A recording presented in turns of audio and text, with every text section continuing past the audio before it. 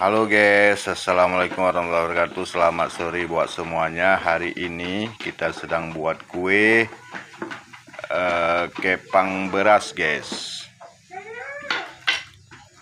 Ini langsung dibuat oleh Mbak Nurmawati. Ini hasilnya guys.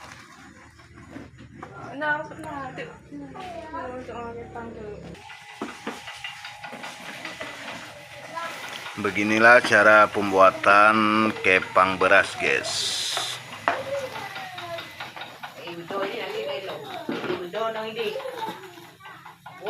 Ini adalah hasilnya guys.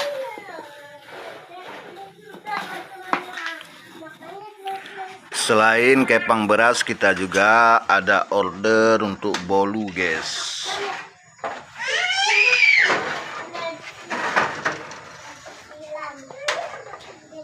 Mbak Ino gede, bukan guys ini. Jam guys.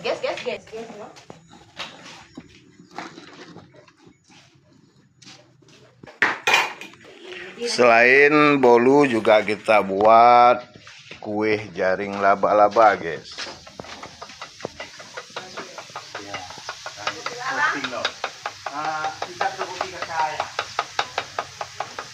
Ini adalah cara pembuatan kue karah-karah atau jaring laba-laba.